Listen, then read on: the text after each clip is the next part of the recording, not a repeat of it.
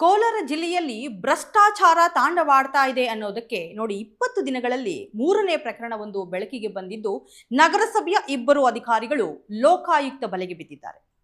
ಕೇವಲ 20 ದಿನಗಳ ಹಿಂದೆಯಷ್ಟೇ ಡ್ರಗ್ ಕಂಟ್ರೋಲ್ ಆಫೀಸರ್ ಒಬ್ರು ಹಾಗೇನೆ ಹೋಮ್ ಗಾರ್ಡ್ ಅಧಿಕಾರಿ ಒಬ್ರು ಲೋಕಾಯುಕ್ತ ಟ್ರ್ಯಾಪ್ ಆಗಿದ್ರು.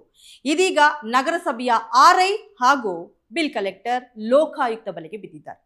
ನೋಡಿ, ಒಂದು ಪ್ರಾಪರ್ಟಿ ವಿಚಾರವಾಗಿ ಒಂದು ವರದಿಯನ್ನ ನೀಡಬೇಕಾಗಿರುತ್ತೆ. ಈ ವಿಚಾರಕ್ಕೆ ಆಲ್ರೆಡಿ 8,000 ರೂಪಾಯಿಗಳನ್ನ ಅಡ್ವಾನ್ಸ್ ತಗೊಂಡ್ಬಿಟ್ಟಿರ್ತಾರೆ. ಇನ್ನು 15,000 ರೂಪಾಯಿ ಲಂಚಕ್ಕಾಗಿ ಬೇಡಿಕೆಯನ್ನ ಇಟ್ಟಿರ್ತಾರೆ.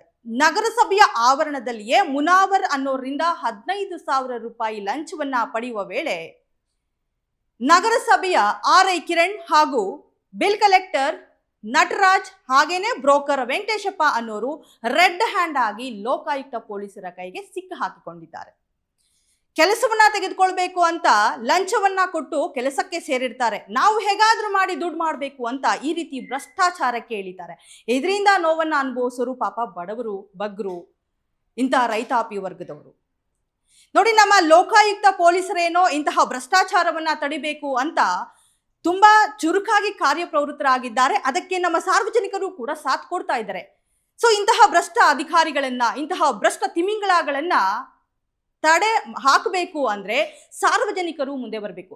ತಮಗಾಗ್ತಾ ಇರುವಂತಹ ಅನ್ಯಾಯದ ವಿರುದ್ಧ ಸಿಡಿದೇಳಬೇಕು, ಧ್ವನಿ ಎತ್ತಬೇಕು. ಆಗ ಮಾತ್ರನೇ ಇಂತಹ ಅಧಿಕಾರಿಗಳನ್ನ ಮಟ್ಟುಗೋಲು ಹಾಕೋಕೆ ಸಾಧ್ಯ.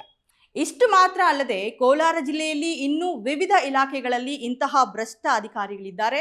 ಸೊ ಯಾರೆಲ್ಲ ಇಂತಹ ಭ್ರಷ್ಟ ತಿಮಿಂಗಲಗಳಿದ್ದಾರೋ ಅವರಿಗೆ ನಮ್ಮ ಲೋಕಾಯುಕ್ತ ಪೊಲೀಸರು ಬಲೆ ಬೀಸಿದ್ದು ಕೆಲವೇ ದಿನಗಳಲ್ಲಿ 15ರಿಂದ 20 ಜನ ಟ್ರಾಪ್ ಆಗೋ ಸಾಧ್ಯತೆ ಕೂಡ ಇದೆ.